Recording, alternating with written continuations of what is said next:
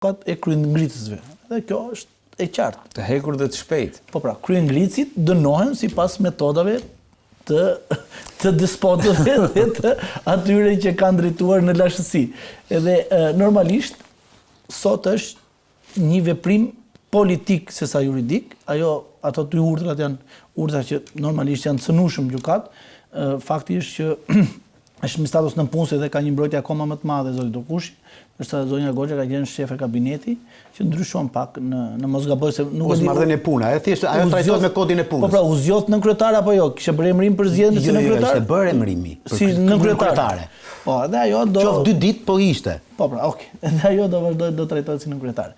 Gjithsesi, mendoj që ishte një kryengritje e nisur për të dështuar, do më dështoj që nisje për mos ta thënë lindje e vdekur. Po pra, lindje e vdekur me pak fjalë dhe tregoj që Partia Socialiste është një strukturë homogjene e cila nuk ka as mendim, as artikulim, nuk ka as mënyrë të vepruari, ndryshe nga ajo çka. Nuk mendon se ka patur një deal midis Ramës dhe Veliajt gjatë këtyre 24 orëve? Se reagimi vonë ishte i Veliajt. Nuk ka asnjë deal. Rama jep urdhra këta tjerë zbatojnë. Nuk është Partia Socialiste ajo strukturë që mund të flasësh. Nuk është PD-ja, se jam mësuar jetë me PD-n që çka kemi i themi njëri tjetrin zihen në plasën edhe debatojnë rrugëve. Atje vendos Rama, gjithë tjerë zbatojnë. Ky është suksesi PS-s. Ka kuptuar mentalitetin si funksionojnë njerëzit, kaq është. Ai ka bërë dinte këtë, pse provokoi është pyetja. Velia e dinte që PS-ja është kështu. Po çfarë mesazhi do po jepte? Veliaj donte të tregonte Ramës që unë e di që këto gjëra vijnë nga ty. Edhe ti pa prezencën time nuk mund të ecësh gjatë. Ndërkohë Rama e ka provuar edhe raste tjera që nuk shantazhohet. Del njëri nga Zvicra dhe thot intervista e një është bërë si telenovela turke. Qofse ka gjë për të thënë deta sot. Ai vjen në organet e drejtësisë. Problemi është që Berisha tha që i ka shkuar me letrën e shkarkimit në zyrë doktorit. Domethënë i ka shkuar dikush me letrën e shkarkimit, prandaj është tërhequr. Problemi është këtu tani se doktori ka aq kulturë institucionale sa ta di që nuk shkarkohet me njëherë kryetari i bashkisë, sepse duhet me vendim gjykatës kushtetuese një. Se pyet njëri ato i drejt mos e dhe e dyta, jo, se disa që ka shkërkuar doktori ashtu me drejt lapsit janë kthyr prap. Edhe merr fuqinë kur vendos gjykata kushtetuese. Irion Velia do kishte dalë më i larë përpara njerëzve nëse do ai kishte shkarkuar Edi Rama. Po nuk shkarkoni. Po Irion Velia nuk është Ylli Manjani. Që të kuptojmë drejt. Ylli Manjani doni ta shkarkonin dhe i kërkoi dorëheqjen. Jep ti dorëheqje si ministër drejtësie. Dhe Ylli Manjani tha jo zotëri, dua më shkarko. Po nuk është e njëjta. Po pra, ky është karakteri i njeriu. Shkarkosh kryetarin e bashkisë, duhet edhe konfirmimi i gjykatës kushtetuese. Po pse mori konfirmim për Safetin apo për Shukriun? Safeti dha dorëheqjen. Ti thua dha dorëheqjen. Dha dorëheqjen. Po Shukriu dha dorëheqjen? Kryetari i bashkisë Lushnjës u shkarkua, vaj në gjykatë kushtetuese dhe fitoi. Tërhoqi ankimin. Ankimin bravo. Që mori efekt shkarkimi. Shukriu. Tani po pra, e shkarkuan Shukriu. Po pra, e shkarkuan dhe vajti në gjykatë dhe fitoi administrativisht, dhe shpërblimi. Po pra, po administrativisht. Jo në gjykatë kushtetuese. Po të them në pak fjalë. Ti lëm to i doli fajtore gjithë me radhën domethënë këto teza të juridike që i dimë ne të dy se si duhet manovruar, ti lëm për një sekond. Po. Në qoftë se dëshiron ta shkarkoj, e fshin nga faqja edhe me sekonda. Po patjetër, nuk e kam aty unë. Po Ramës nuk i interesonte moment shkarkimi, është moment tjetër. Domethënë Rama donte të vinte rregull te ata jeni çel te vend. Edhe pasi pasmendimit të tij, pik kur krye jeni çeri ngre kokë për të bërë kryengritje. Ja kpusim. E kur e shohin të tjerë se ç'i ndodh aty krye jeni çerit, po them, të tjerë të rinë në radhë. Me këtë rast Rama i ke parë të gjithë oficerët e Partisë Socialiste që janë gjithë listë hapur? Po. Edhe mos bëjnë lafë. Ka ngret njëri gjysmë, ka fol njëri gjysmë fjalë. Po çeke atë. Etien Xhafa po cili etjen? Është i lumtur që është listë hapur. Falenderoj. Vetëm ka një. Denis, a është kjo një kryengritje në bodrumin e PS-s e dështuar sigurisht? Juridikisht folën dy avokatët, nuk kam çfarë them se në fund kjo nuk është një çështje juridike, se kjo mund të themi që ishte një situatë e sikletshme për Partinë Socialiste, për vetë Ramën, meqense Rama ka marrë në dorë menaxhimin e bashkisë, po u zgjidh brenda 24 orëve. U zgjidh me një deklaratë vetë Veliajt, i cili tha që nuk e dihet çfarë po ndodhte për shkak të komunikimit. Nuk e dihet çfarë kam bërë. Jo, ai tha nuk kam informacion dhe nuk e di. Pra, çfarë do thotë? Ke parë të diskutohet më që nga dita e njëjtë për këtë çështje? Gjë thotë u zaurua si problem. Kaq ishte. Ku pritet dita të diskutohet? TV Reporti nuk diskutohet. Jo, as te ABC Newsi nuk diskutohet kjo. Ore një sekondë, se ti ke analiza jote është shumë e cekët, gjithmonë. Okej, cekët është e ime. Unë po them atë që tha Indriti me drejt, ke parë ndonjë deputet ta diskutoj? Ke parë ndonjë deputet? Po Indriti me të drejtë tha edhe një gjë tjetër, aty është si Partia Komuniste në kohët. Si ta diskutojnë aty ata? Partia Komuniste ngrihesh dhe në njërin në njërin? Ja, fjala vjen. Kush do ta diskutojë aty? Po mirë, pra tani kjo është Partia Socialiste. Okej, këtë thuaj. Do që të bëjmë dakord bashkë do të themi kjo është. Ore një sekondë se tani. Pëlqen apo s'pëlqen? Nëse do të bësh analizë morale, bëhet tërditën. Jo më çfarë morale, ku ka moral aty? Për 24 orë Partia Socialiste këtë siklet dhe Rama e zauroi kaq. Është me sikleti sot. Po e thua në mënyrë ledhatueshme më bukur. Po ky po çfarë, si ta them unë? Po çfarë them, luftë them, po s'pati luftë më përdesa. Ore shikoj ide se thua sa nuk e ke sikur aty ka skandal. E di pse e them këtë. Sepse kur zgjat vetëm 24 orë siklet i vogël bati. Po të zgjaste shumë do thoneshim ishte luftë apo jo Indrit. Logjika kjo këtu të çon. Më shumë ka zgjatë novela Darsulës që nuk ngri mbyllur. Darsula që që si ishte askush. Problemi se edhe media, sepse në raport me Veliajn Darsula s'është askush. Çfarë mori Veliaj në këmbim të mbylljes së kësaj ngritje. Po pse do të merrte diçka Veliaj? Asgjë, Veliaj s'është në garë më buri thot. Veliaj do kur dali nga mori premtimin për lirim gjykatë e lartë, fjala vjen. Veliaj bëri një gjë që domethënë gjithë kjo situatë shërbeu për ta kthjelluar juridikisht, edhe për të thënë që ti zotëri do përballesh me drejtsinë siç janë përballur gjithë tjerë dhe siç duhet të përballesh. Jo të dalësh si tellalli me prokurorin, me gjyqtarin dhe me personalisht. Po edhe me drejt, nëse ka pas avokatët e kanë këshilluar, kanë bërë shumë mirë që kanë këshilluar, se ai prokurori, ai gjyqtari është në shërbim të funksionit të tij, nuk është njeri publik ai. Ai nuk është politikan që vetë votohet nga qytetarët. Nuk e kemi ne që gjyqtarët dhe prokurorët zgjidhen me vota këtu, siç e ka Amerika. Ne kemi që gjyqtarët dhe prokurorët zgjidhen në bazë të ligjit të posaçëm, bëjnë shkollën e magjistraturës dhe vazhdojnë detyrën e tyre shtetërore, siç është prokuror dhe gjyqtar.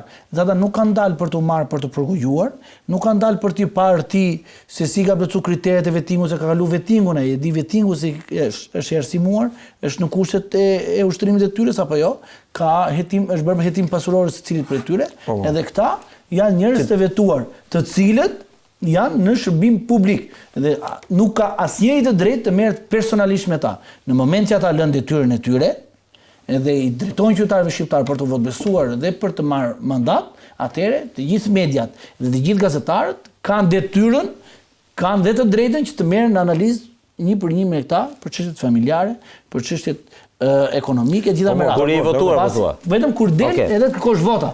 Kur je gjyqtar, patjetër. I emëruar, i zgjedhur dhe në bazë dhe funksion në bazë ligjit, asnjëri nuk ka drejtë me personalisht me ata, sepse e kanë kaluar cakun. Realisht e kanë kaluar cakun. Ata janë funksionar publik. Gjyqtari Engert Plumbi është një nga magjistratët më të mirë që ka prodhuar Shqipëria në këto vitet e fundit. Nga më të mirët po them. Është gjyqtar në apel, ka vite eksperiencë në sistem dhe nuk ka asnjë akuzë nga askush. Dua të bëj një panoramë shumë shkurtër politike. Prandaj unë insistoj gjithmonë tek pasoja politike. Tani ne kemi diskutuar dhe më parë. Imagjinoni çfarë do ndodhte me Berishën nëse Berisha do ishte akoma në ballkon. Çfarë do ndodhte? Do bënte dot fushat Berisha siç bën tani? Po. Nuk do bënte dot. Pra Berisha pati një shans fal një gjyqtari, vendimi gjyqtare, mirë i keq vendimi nuk analizojmë këtu. Dhe ndodhi që Berisha sot është aktori kryesor i opozitës shqiptare. Ndërkohë me që do bënte më mirë opozita ti në ballkon, me thënë drejtën, se duke ndetur jashtë nuk do bëndo i gjë. Jo, s'do ta bënte. Edhe lista nuk ka justifikim, aty kishte justifikim të paktën. Edhe lista do të kishte më vështirësi se ç'i bëri tani. Ne po flasim tani nuk ka justifikim. Okej, ka justifikim aty. Është tjetër gjë alibia, po un po them këtë që në momentin që Veliaj u vendos me mas sigurie nga shkalla e parë, shkalla e dytë, mbaroi funksioni i tij politik në funksion të zgjedhjeve të PS-s për 11 majin. Nuk ka më as pesh, as përgjegjësi Veliaj për rezultatin nesër. Këto janë dy momente të rëndësishme. Ndërkohë Berisha ka edhe pesh, edhe përgjegjësi. Prandaj po them që në momentin që ti je me këtë situatë në raport me ligjin, pjesa jote politike sfumohet. Pastaj këto e dha një nënkryetare, se dha një nënkryetare, këto pastaj janë për të diskutuar. Nga ana tjetër PS-ja Rama këtu duhet ja njohim meritën që arriti ta shuante më një herë këtë. Por që ka ndor kas, mund të themi që s'ka ndor, se është njeriu ku ka ndor? I super investuar prej 10 vjetësh. Po për 10 vjet thon, po them për 11 majin. 11 maj është një Jo, për 11 majin sigurisht që të lutem Redi. 11 maj është një betejë ku në një anë Edi Rama vetëm. Dhe janë tjetër është Berisha, po ka dhe disa të tjerë që kanë një pjesë të fushës. Kjo është betejë sot. Te kjo pjesa e majt e fushës nuk shef njëri tjetër përveç Ramës. Ke njëri tjetër përveç Ramës. Kjo është analiza politike. Erion Veliaj tani, për shkak unë kam thënë fatkeqësisht vendimi ka dënuar më shumë vetëm karrierën politike të tij për momentin, se nuk e dim në rast se ai nesër merr një situatë tjetër legale, mund të themi, po sot ai politikisht nuk ka çfarë të bëj fare. Dhe edhe them edhe një herë, nuk ka as përgjegjësi, as rol nesër në rezultatet e 11 majit. Në 11 maj është vetëm Rama, s'ka njëri tjetër aty. Këtej është Berisha, është ku diun Lulzim Basha që është faqur tani, është Engeleta Libej, është Adriatik Lapaj, është Endi Shabani, është ky Agronshej, pra janë disa aktorë të fusha e djathtë, se sa do arrin, ta mundin të majtin, do ta shohim. Kjo është karriera politike. Avokat, tani këtu jemi te pjesa e analizës së, le të themi, mundësive. Kush mendon se qëndron pas arrestimit Veliajt? Ka disa teza. Disa thonë që arrestoi vetë Rama për arsye se, dhe këtu në emisionin tonë kemi diskutuar, për arsye se Veliaj mundet që t'ishte kthyer në një njerëz të rrezikshëm për pozitën e tij. Disa thonë vetë Veliaj thotë që janë njerëzit e doktorit në SPAK që më kanë goditur, madje edhe Olsi Dadon e tjerë i konsideron të tillë. Një pjesë tjetër thonë që e ka bërë Altin Dumani për të hequr, le të themi atë, për të goditur një personazh që njihet si që e thot hapur që e ka mik Alex Sorosin, dhe këtë e ka bërë Dumani sipas tyre në mënyrë që të reforma drejtësi të japi, le të themi, një boj tjetër asaj, as imazhit publik si një reformë që nuk është përdorur nga Sorosi për të goditur kundërshtarët politik të Ramës.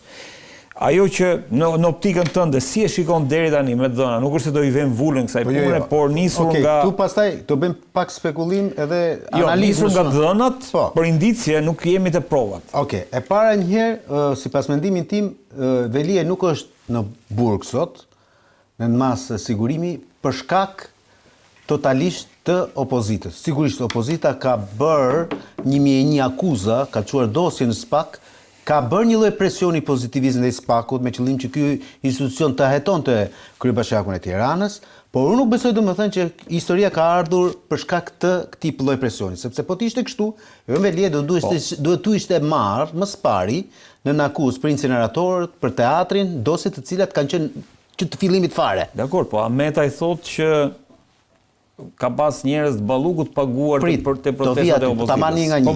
Tamani. Do vite.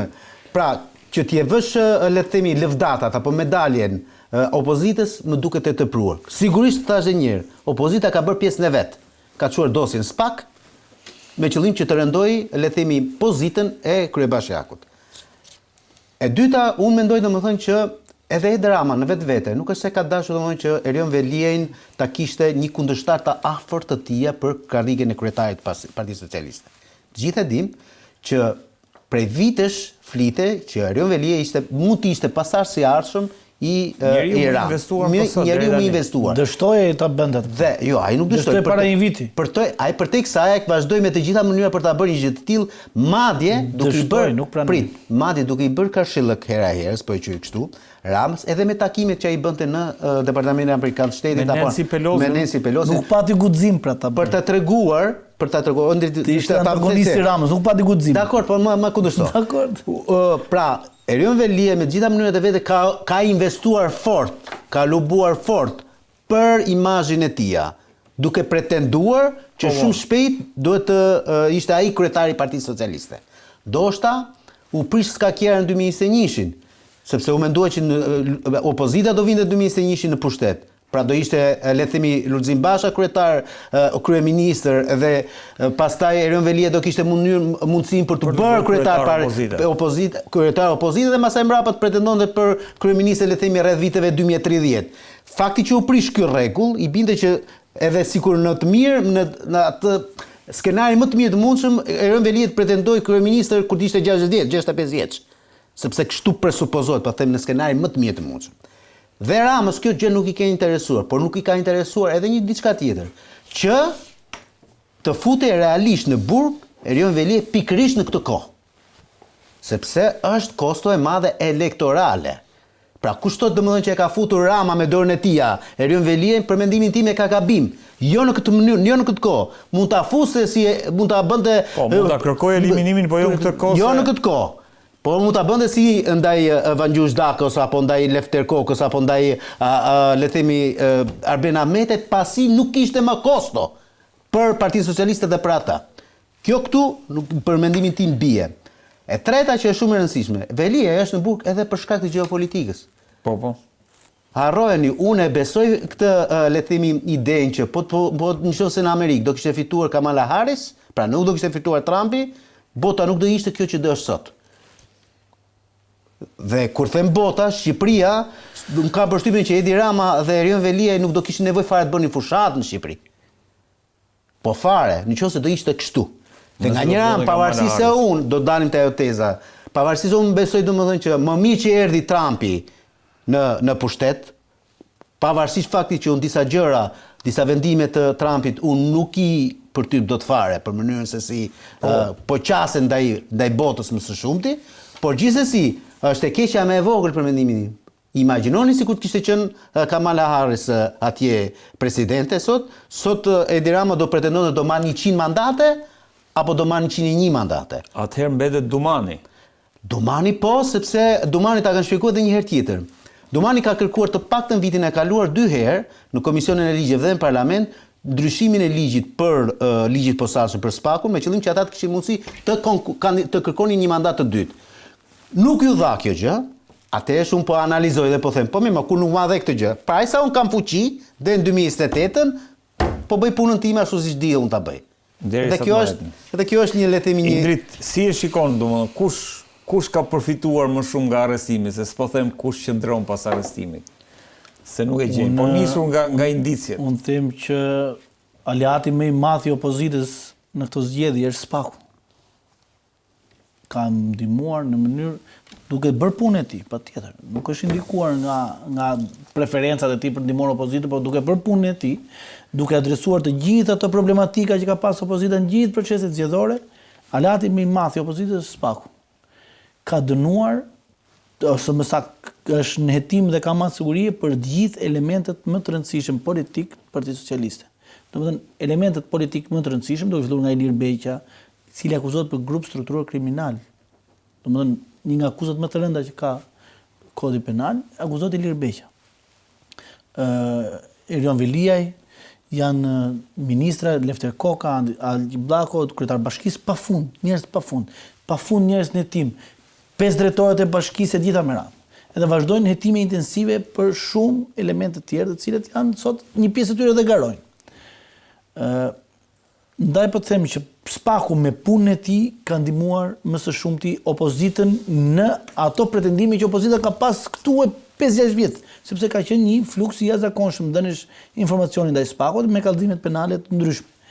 Gjë tjetër, edhe strategjia elektorale që edhe strategjia për luftimin e krimeve elektorale që ka bërë Spaku është jashtëzakonshme. Është shumë pozitive. Nuk e di si do zbatohet në terren, por është jashtëzakonshme për të adresuar problematikat që kanë ngritur gjithmonë. Dhe sui generis, e pasakon, në kuptimin që nuk ndodh në një vend normal. Shikoj, a kemi krime elektorale? Ne dimë që kemi krime elektorale, mënyra për t'i luftuar është kjo. Indrit, e ka pranuar Spaku, e ka bërë 90% misionet vetë ka përmbushur. Me kaq sa ka bërë deri tani. Po prap. 10% është kjo e zgjedhjeve. Po e bëri edhe këtë, për mua Spaku është 100% institucioni i suksesshëm këtë vend. Nëse Spaku, domethënë arrin dhe fut të detyrë që ka demokratike te qytetarët, te funksionarët publik, atëherë ka kryer detyrën e tij. Jemi dakord tu. Nuk është më thjesht vetëm dënimi, është edhe parandalimi. Fakti që duke ditur që ka një strukturë të posaçme, qytetarët ose drejtuesit politik ose këta funksion ka goxha po janë friksuar, po nuk bën njëri të hedhë një metër asfalt më, siç bësh deri dje. Po, është vërtet. Po ne kemi bërë kallëzim për një, ja vetë them unë, ne kemi bërë kallëzim për një asfalt elektoral, Ndivjak bëri qarku fjerit atë. Nuk e gjente prokuroria ku ishte asfalti. Indrit edhe kanë mbaruar rrugët, s'ka çfarë bëhet më, u ndërtuan gjithë. Ishte për batut. Edhe, domethënë, të gjithë elementet që ndikojnë në korrupsion elektoral po adresohen sepse edhe njerëzit janë të vetë censuruar për t'i kryer. Prandaj po them, përfiton më shumë opozita. Edi Rama bëri kontrollin e dëmit që i erdhi si pasojë e goditjeve të shpeshta. Domethënë është e pabesueshme, domethënë nuk në asnjë vend dhe në asnjë vend demokratik dhe në asnjë logjik njerëzore nuk mund besohet që dali sot Partia Socialiste edhe thotë që unë jam aleatja Spakut, e kupton apo jo? Domethënë bën fushat Edi Rama, thotë ne do bëjmë Spakun këmbë. Kjo është e tmerrshme. Po sepse është ai tjetri që thotë do ta minimalisht ai tjetri thotë do ta deformoj. Nuk po thotë do ta shkri, po do ta deformoj. Nuk po i vën fajin Ramës, Rama ka hipur, ka parë dallgën, ka hipur sipër dallgës dhe edhe lundron me dallgën, është në rregull ai. Ka parë sondazhe që është mjeshtri i sondazheve, ka parë sondazhe që qytetarët duan Spakun, kanë një pëlqyeshmëri 75-80% dhe thotë ne jemi me Spakun, thotë. Pavarësisht se këtu ka molt, ka buradar dhe çfarë fiqe, çfarë thot, por ne jemi me Spakun, thotë. Se përse është det i madh, këta që ikin qaf paçin vete. Njëri bie, po mira ngrihen. Po. Armiku fle, lumi fle, pse as fle. Dje ka qenë deklarata më, ndoshta më, si thua, që i vuri vulën në këtë që thot Indriti Rama tha, unë futi dhe vetën aty. Unë dhe 1 milion të tjerë jemi pro reformës drejtësi. Kjo në i farë mënyre e pa besueshme. Është ajo që synon Rama. Dhe del Rama që ka gjysmën e qeverisë në burg, ka gjysmën e kryetarit të bashkisë në burg, domethënë kjo në kuptimin e parë fjalës. Heton me qindra veprimtari të tij, vendime këshillat e ministrave, ligje, drejtësh, domethënë gjitha çka ka bërë ai gjatë veprimtarisë të këtij 12 vjeçare. Dhe thot ne jemi me Spakun. Del kryetari i opozitës thotë ta shkrije, kupton? Çfarë thot ky? Domethënë nuk o opozita nuk le